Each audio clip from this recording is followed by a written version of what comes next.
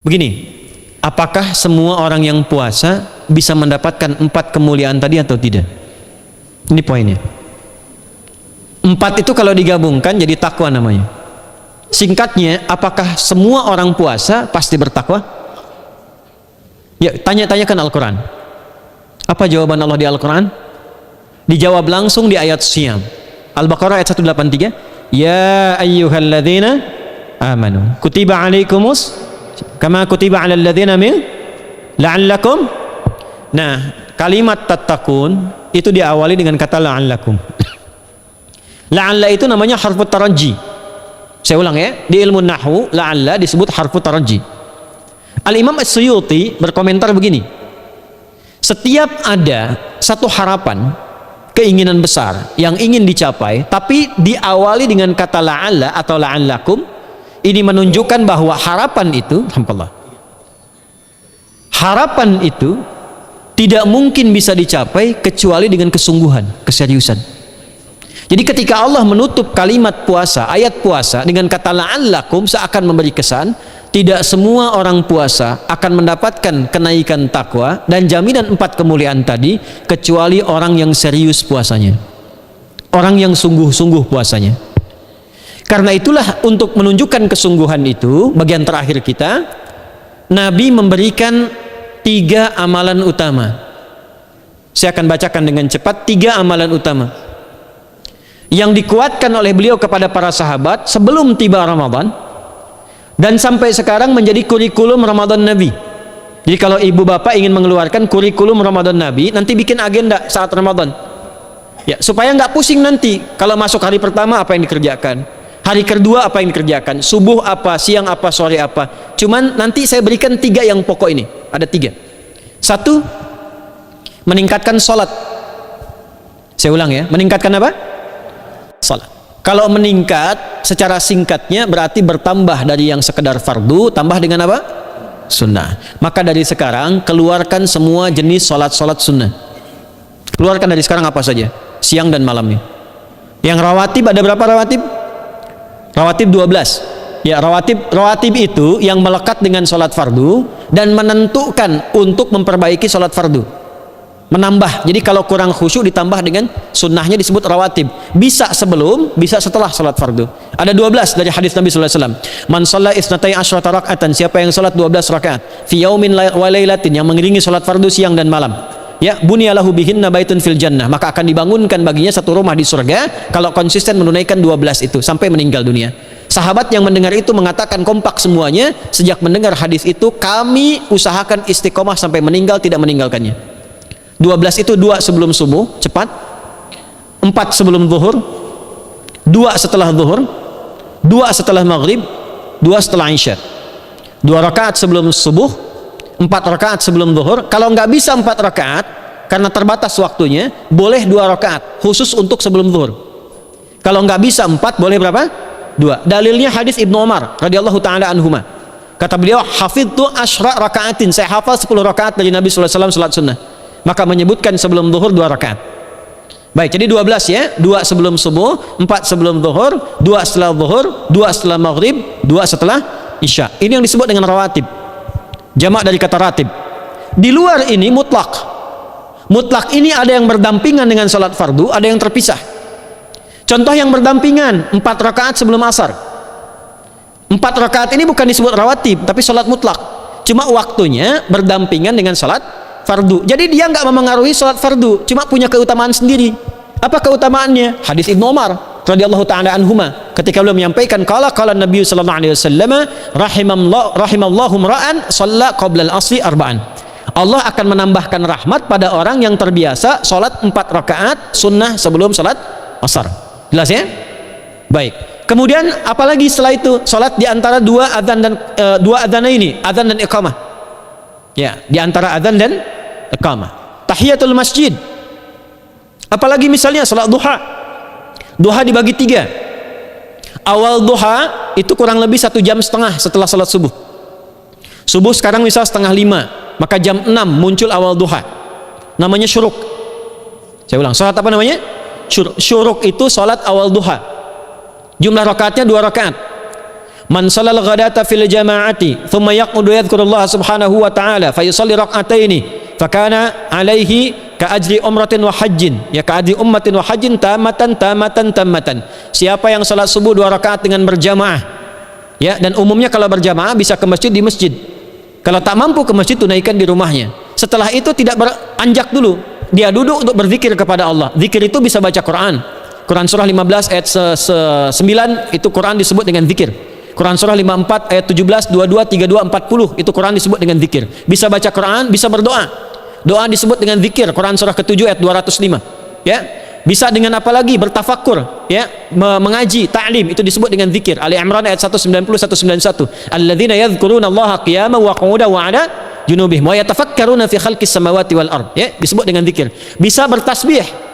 Zikir pagi petang, kalimat-kalimat thayyibah ada itu di Quran surah ke-4 ayat 103. Jadi habis salat subuh zikir dulu. Doa dulu, zikir dulu, belajar dulu, tafsir dulu. Setelah itu muncul syuruk. Perjalanannya disebut isyraq, melewati masyrik, 1 tombak bayangan, dia salat 2 rakaat, itu pahala salatnya senilai haji dan umrah. Sempurna. Bukan sudah haji, bukan.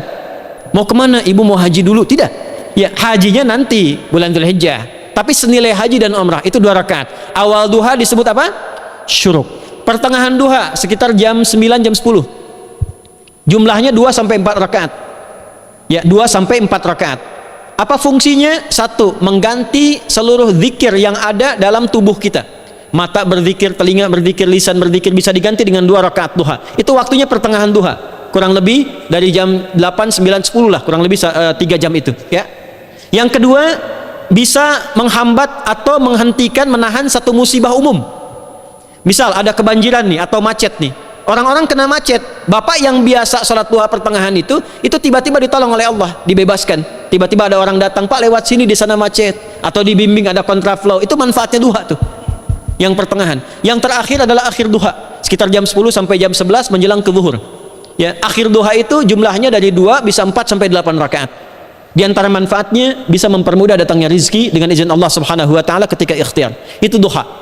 Nanti ke malamnya silahkan tahajud, tingkatkan tarawihnya sampai ditutup dengan witir. Itu salat. 2 yang terakhir saya cepat. 2 yang terakhir adalah banyak berinteraksi dengan Al-Qur'an. Ada 3 caranya. 1, banyak membaca. Itu namanya qiraah. Silahkan Bapak Ibu siapkan dari sekarang, targetnya khatam misalnya 1 kali berapa juz? 30 juz. Kalau mau gampang bagi 30, berarti 1 hari berapa? 1 juz. Paling gampang lagi, supaya nggak capek ngajinya, supaya nggak capek, bagi 1 juz 5 waktu sholat. Contoh, juz pertama itu Al-Baqarah plus Al-Fatihah. Al-Fatihah saya nggak hitung lah karena sudah hafal ya. Al-Baqarah itu 141 ayat, juz pertama. Bagi 5, 28. Jadi setiap ketemu waktu sholat, bagi 2 lagi, 28 bagi 2 berapa? 14. Sebelum sholat baca 14 ayat, setelah sholat baca 14 ayat. Itu 14 ayat tuh paling-paling nggak nyampe 5 menit Bu, Pak. Kalau investasi 10 menit setiap waktu sholat, bagi 2 kita baca 14 ayat, itu insya Allah selesai Ramadan khatam Quran. Itu udah rumus. Ya, tidak cukup dengan amin, siapkan dari sekarang. Siapkan. Ya. Kemudian mengkaji, kajian, tilawah. Itu tilawah itu di hadis Muslim pahalanya banyak.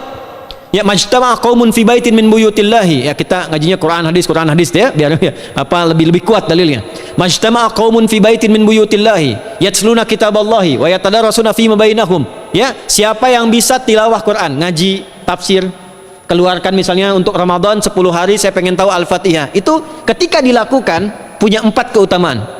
1, ghasyiyathum rahmah. Selama ngaji rahmat Allah dibentangkan. Kalau pengen doa cepat dikabulkan, kalau istighfar diampuni. Yang kedua, awas ini nazalat alaihimus sakinah, diberikan ketenangan dalam jiwa. Bapak Ibu pengen di rumah tangga nyari sakinah, isi dengan Quran di rumah. Amalan terakhir infak. Ya, hadisnya dari Ibnu Abbas, Ibnu Abbas radhiyallahu taala anhuma, qala, ya, beliau mengatakan kana Nabi sallallahu alaihi wasallam ajwadan nas wa ajwadu ma yakunu fi Ramadan. Adalah Nabi sallallahu alaihi wasallam itu orang yang sangat luar biasa dermawan dan lembut. Dan bertambah dermawan lagi ketika tiba Ramadan.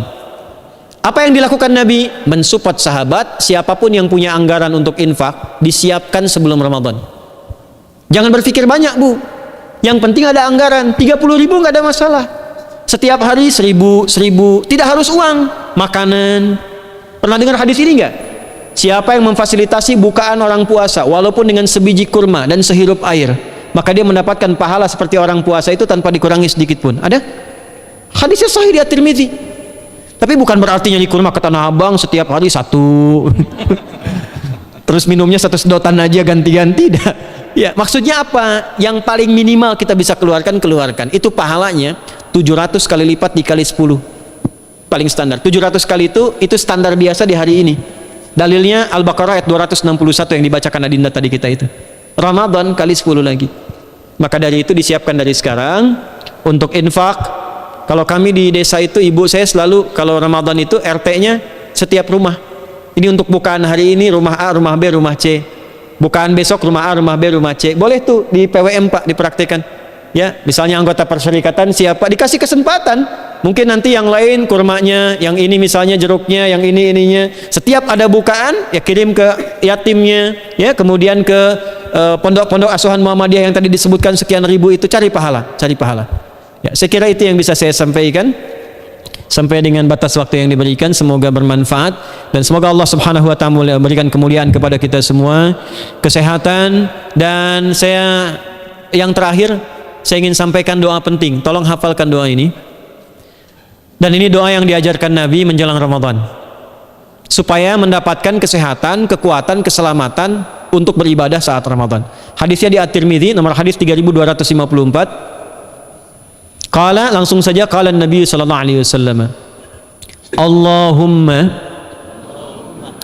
ahillahu alaina bil yumni wal iman was salamati wal islam rabbi wa rabbuka Allah. Nah, itu tolong nanti dihafalkan, tadi sudah direkam, dibimbing. Nanti ketika ditetapkan masuk awal Ramadan, bacakan itu. Ya Allah, anugerahkan awal Ramadan kepada kami dengan ketenangan, kedamaian, kekuatan iman, keselamatan, sehat, nggak sakit sampai selesai puasanya, diberikan kekuatan untuk ibadah dalam keislaman dan diikhlaskan hanya karena Allah Subhanahu wa taala. Subhanakallahumma wa bihamdika nasyhadu an la ilaha illa anta nastaghfiruka wa natubu ilaik wa akhiru da'wana alhamdulillahi rabbil alamin wal 'afu minkum fastabiqul khairat. Assalamualaikum warahmatullahi wabarakatuh.